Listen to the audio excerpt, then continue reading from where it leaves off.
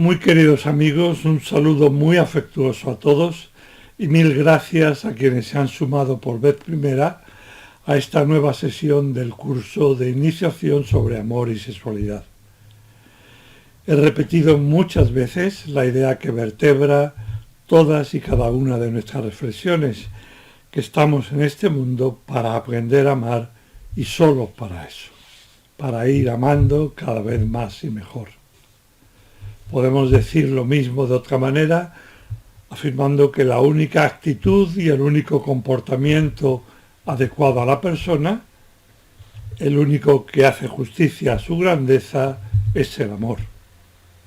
Un amor al que hemos dedicado las últimas clases, tomando como punto de partida la descripción de Aristóteles: amar es querer el bien para otro, y comentando con cierta calma cada uno de esos elementos.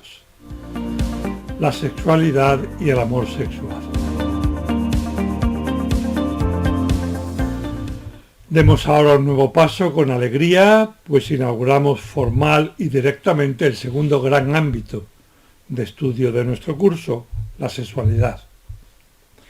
Todos podemos observar que la persona humana es una realidad sexuada que se da en dos modalidades, o bien persona masculina, varón, o bien persona femenina, mujer. Y también que el amor, al menos en algunos de sus aspectos y en algunos tipos particulares, como el matrimonial, es un amor sexuado con todas sus consecuencias. Por eso, para seguir avanzando, debemos preguntarnos ahora de manera directa qué es la sexualidad y qué el amor sexuado. La grandeza de la sexualidad personal. El interrogante ¿qué es sexualidad?, que pueden ver en pantalla, no se refiere a distintos tipos de sexualidad, sino que pretende acotar nuestro tema de estudio. Quiere subrayar en primer término que la sexualidad humana es una realidad tremendamente rica y amplia, que no podremos examinar en todos sus pormenores ni desde todos los puntos de vista. Nos centraremos por eso en un par de perspectivas fundamentales, intentando poner de relieve sobre todo la belleza o grandeza de la sexualidad. Con otras palabras, al preguntarme sobre la sexualidad, intentaré sacar a la luz ante todo y como telón de fondo que se trata de una realidad extraordinaria, de algo maravilloso, en primer lugar porque, a diferencia de lo que suelo llamar el simple sexo animal, la sexualidad es una prerrogativa de la persona humana y por tanto es una sexualidad personal o personalizada. Al menos inicialmente dejaré de lado otros aspectos que he estudiado con frecuencia, como la fecundidad o las dimensiones propiamente éticas de la sexualidad, y atenderé sobre todo a la sexualidad en el matrimonio, a la relación entre un varón y una mujer que han decidido entregarse y acoger mutuamente toda su capacidad de amar como varón y mujer, que han tomado la resolución de amarse, precisamente poniendo en juego su condición sexuada, amar como varón y recibir el amor de la esposa, que a su vez se lo entrega como mujer y acoge el que el varón le entrega. Al mismo tiempo, como ya sugerí, dentro del contexto del amor matrimonial y en cierta manera también el del noviazgo, en cuanto apunta y se orienta al matrimonio, procuraré descubrir toda la belleza de la sexualidad.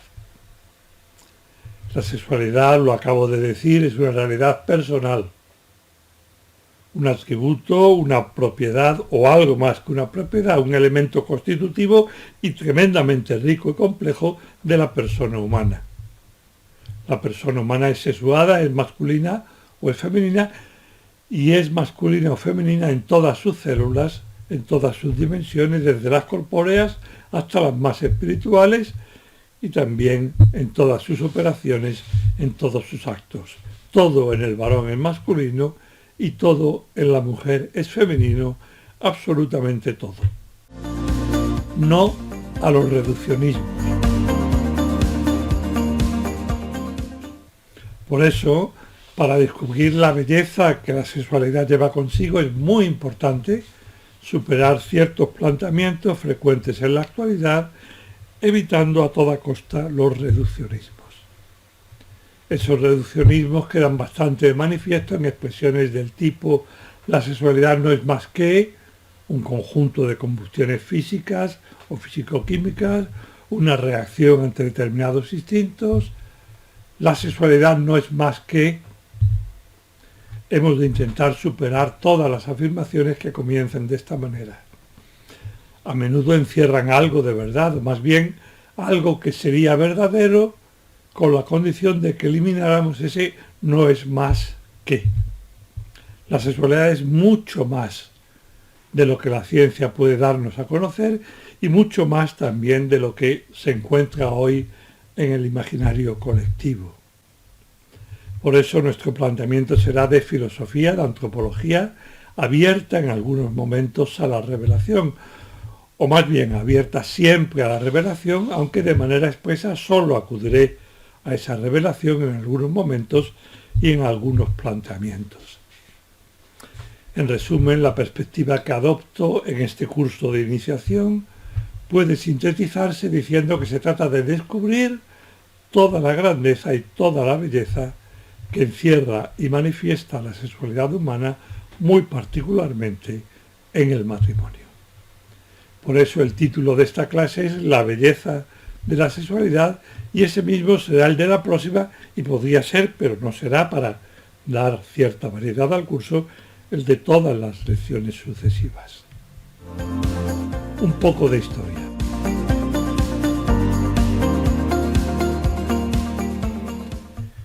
En parte este planteamiento es biográfico y reactivo. Viene condicionado y en su inicio bastante influido por cómo me explicaron la sexualidad cuando yo era niño. Estamos en el inicio de la segunda mitad del siglo pasado, en los años 50. Yo nací en una ciudad de África, en Melilla, un enclave español en el norte de África, y estudié en el colegio de Nuestra Señora del Carmen de La Salle, al que tengo un cariño tremendo, también ahora, después de muchos años de haber salido de él. Allí, cediendo en buena medida al modo como se explicaba la sexualidad en esa época, me dieron una información que ya entonces no me convencía. Resumiéndolo a mi modo, un tanto simplificador, pero en el fondo verdadero, me vinieron a decir que la sexualidad era algo malo, de lo que casi era mejor no hablar. Algo malo que, sin embargo, se convertía en bueno cuando dos personas se casaban. Recuerdo que ya siendo niño y adolescente aquello me chocaba, y sobre todo me fue asombrando conforme he ido creciendo y he ido dándome cuenta de la maravilla que es todo lo estrictamente personal en el ser humano. Pero ya desde niño y adolescente me causaba extrañeza. Si hablábamos del sacramento del matrimonio, y para mí casarse era el matrimonio y era el sacramento, porque no había entonces esa disparidad tan frecuente hoy día de un matrimonio civil, un matrimonio eclesiástico o simplemente convivir. Casi todo el mundo se casaba por la iglesia, que es como se decía entonces y se sigue diciendo hoy día, al menos en España. Para mí, y ya de niño, un sacramento que convirtiera algo malo en bueno no acababa de cuadrarme, me resultaba tremendamente extraño. Y efectivamente, como he anticipado, se trata de una visión pequeña, reducida, pobre de la sexualidad. Hay que decir que no, decirlo, mostrarlo y, si es preciso, argumentarlo. Hay que subrayar con toda la fuerza posible y mantenerlo como telón de fondo en todas las reflexiones, que la sexualidad es algo no solo bueno, sino grandioso, que es maravillosa. Nada menos que una participación magnífica, portentosa, hasta cierto punto increíble, en el amor y en el poder creador de Dios, como iremos viendo poco a poco en clases sucesivas. El contexto adecuado. Y sin embargo había algo de verdadero y de muy verdadero en el modo como me lo planteaban los hermanos de La Salle. Y es que como todas las realidades humanas y como todas las realidades limitadas en general, para resplandecer, desarrollarse y dar el fruto que le corresponde, la sexualidad necesita el contexto adecuado. Todo lo que es finito o limitado, una planta, un árbol, un animal, necesita su ecosistema, su biosfera, el ámbito, el ambiente donde puede crecer y desarrollarse. Yo solía poner entonces un ejemplo que me sigue pareciendo válido, el de los peces. Imagínense un acuario, o si lo prefieren algo más modesto, una pecera en un hogar. Los peces que solemos tener allí son de ordinario peces atractivos también a la vista. Si nos pasamos un rato contemplándolos, viendo cómo se mueven, las evoluciones que hacen, llegamos a la conclusión de que estamos ante criaturas maravillosas. Pero también sabemos que si los sacáramos durante un tiempo del agua, de su elemento, de su hábitat, morirían. El hecho de que el pez muera fuera de su elemento indica efectivamente que se trata de una criatura, de una realidad finita o limitada, como también lo es el hombre, que necesita no solo de una atmósfera física. Si nos sacan de nuestra atmósfera sin oxígeno no podemos sobrevivir, sino también de una atmósfera psíquica y espiritual. Únicamente en ella puede el ser humano desarrollarse, en una familia o en lo que hace las veces de hogar, cuando éste se ha roto o han fallecido los padres e incluso los hermanos. Fuera del hogar, de la familia, el hombre no puede desarrollarse convenientemente, no puede crecer como corresponde a las personas. Es muy difícil que alcance su plenitud y con ella la felicidad. Pero no por eso estamos ante una realidad básica y fundamentalmente negativa, defectuosa, mala. Tanto el pez como las plantas, como los demás animales, como el ser humano, son realidades grandiosas pero limitadas. Por tanto, también con sus déficits y necesitadas de un ámbito, de un hábitat adecuado. Solo en su propio contexto la sexualidad es maravillosa. Esto me parece muy, muy importante y quizás sea la idea principal que conviene retener hoy en una clase que al menos en cierto modo es preparatoria. La sexualidad es portentosa.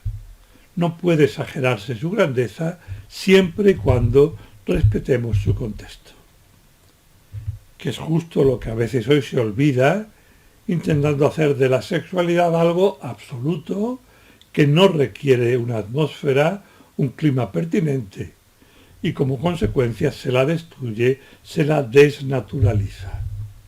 Y lo que se nos presenta y lo que se nos dice de la sexualidad no alcanza ni remotamente la grandeza que le corresponde e incluso decae y se deforma.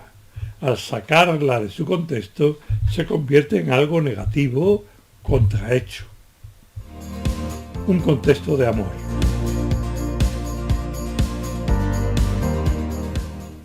Hace ya unos cuantos años, a principios de nuestro siglo, allá por el 2003 o 2004, conocimos Lourdes y yo un matrimonio en una ciudad de México, en Puebla.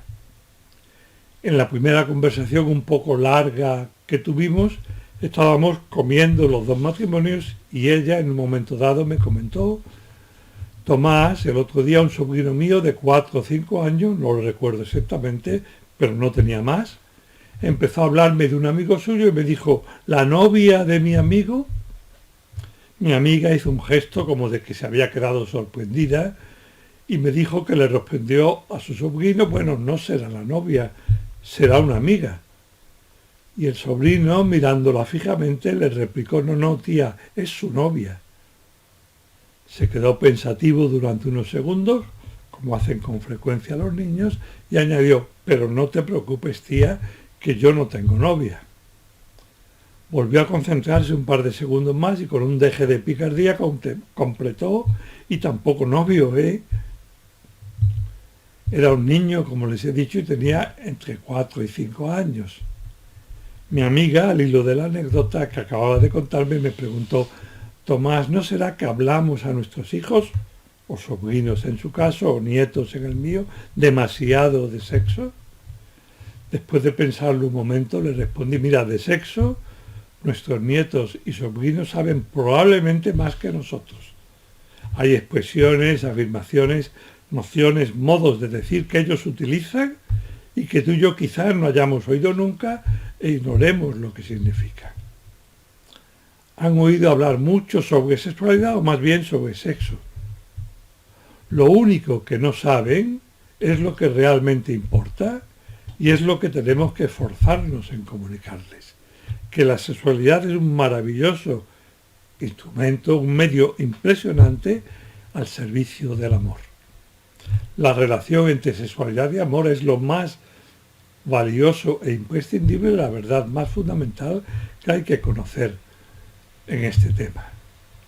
En el fondo es la única que nos permite manejar nuestra propia sexualidad y relacionarnos con las demás personas y con nuestro cónyuge en concreto, como varón y como mujer, y hacer que aquello rinda, que fructifique, que nos haga crecer a nosotros y a aquel o aquella con quienes nos relacionamos.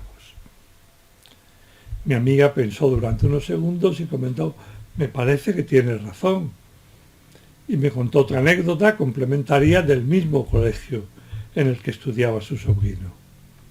Era un colegio donde había chicos y chicas y en el que se daba una buena formación.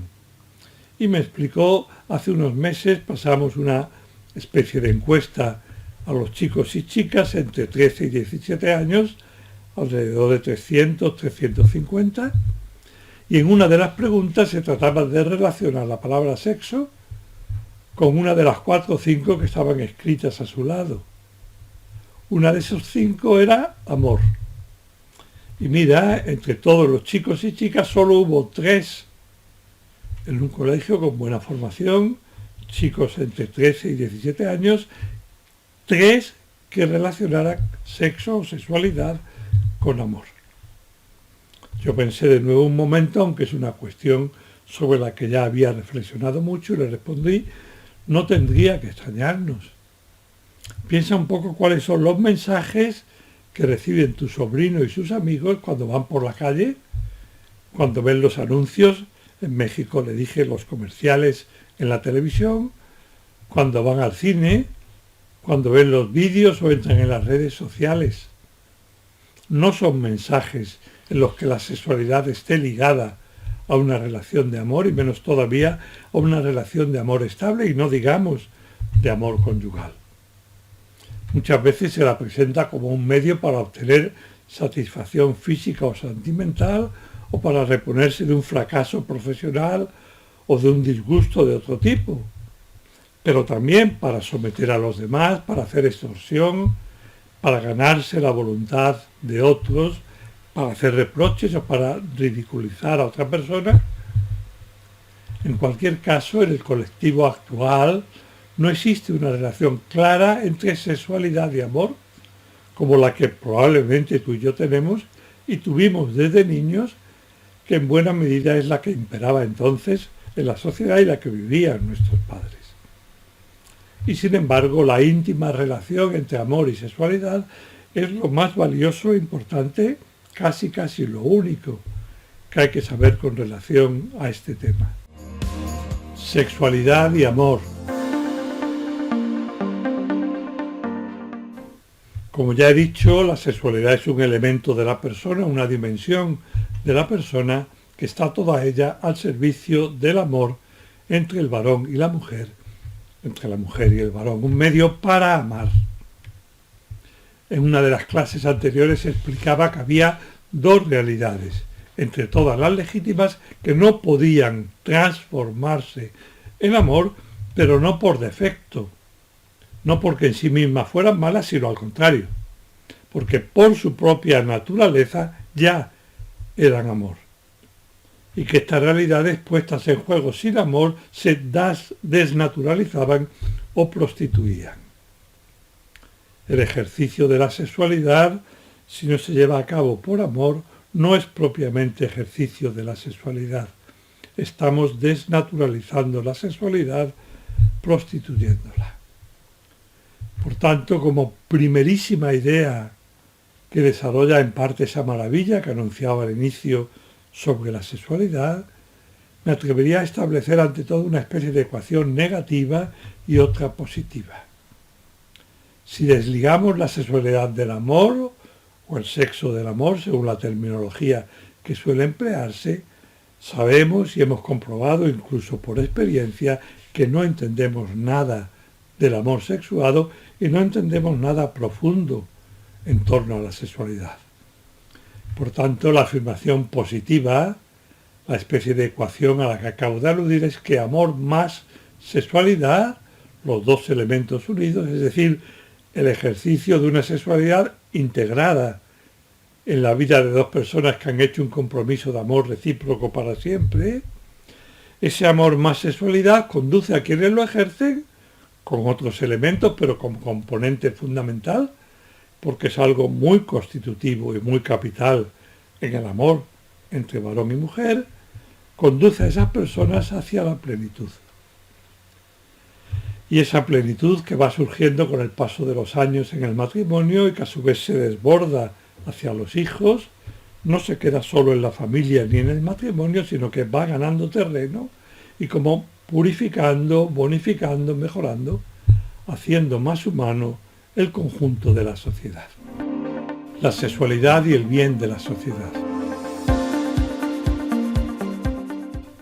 Por tanto, la sexualidad vivida por amor, el amor sexuado entre dos personas que se quieren e intentan quererse más cada día, uno, es fecundo para ambas, las hace crecer y mejorar como personas, las acerca a su plenitud y su perfección. Dos, se desborda y da vida normalmente a otras personas, que son los hijos. Tres, instaura un ambiente de amor en el hogar. Y cuatro, hace que aquello se desborde y que la sociedad, que se apoya finalmente en cada una de las personas que la componen y sobre todo en las familias cuyos matrimonios se quieren con locura, esa sociedad se vaya transformando en lo que muchas veces hemos denominado la civilización del amor. Cuando el amor entre los cónyuges es un amor que integra la sexualidad y se va haciendo crecer día tras día, con retrocesos cuando los haya, que puede y suele haberlos, pero que llevan a una rectificación que hace que crezca más todavía, trae como consecuencia la plenitud de lo humano. Fíjense que el punto de referencia de lo que ahora estoy comentando es la sexualidad integrada o desintegrada, ejercida o no por amor, para entendernos más fácilmente. Cuando se trata de la sexualidad integrada, su fruto es maravilloso. Y no se queda solo en el matrimonio, sino que trasciende hacia los hijos y hacia las familias del entorno y el conjunto de la sociedad.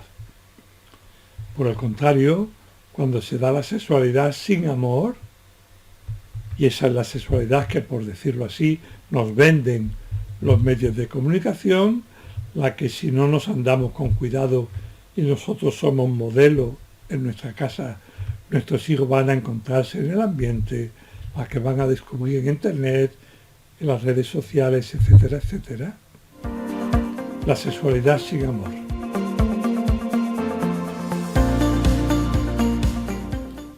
La sexualidad sin amor lleva consigo el desastre.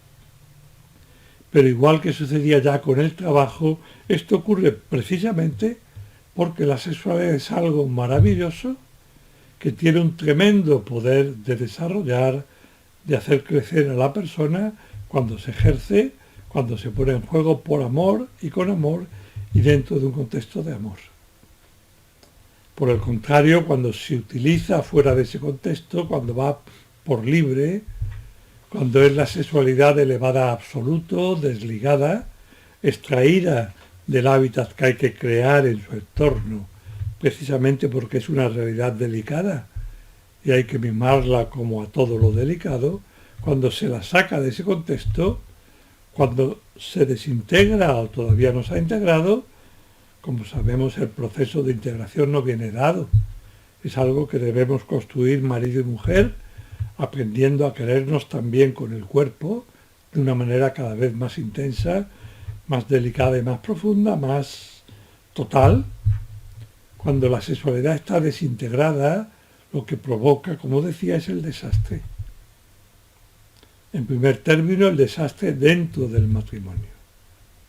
Como sabemos, muchos matrimonios se rompen porque no han situado la sexualidad en el lugar que le corresponde por exceso o por defecto. La han desligado del auténtico amor, no la han introducido, no la han mimado. Y entonces el matrimonio se rompe la familia, y lo que sale de esa familia de exterior no es una humanidad desarrollada, sino que es humanidad contrahecha, carencia de humanidad.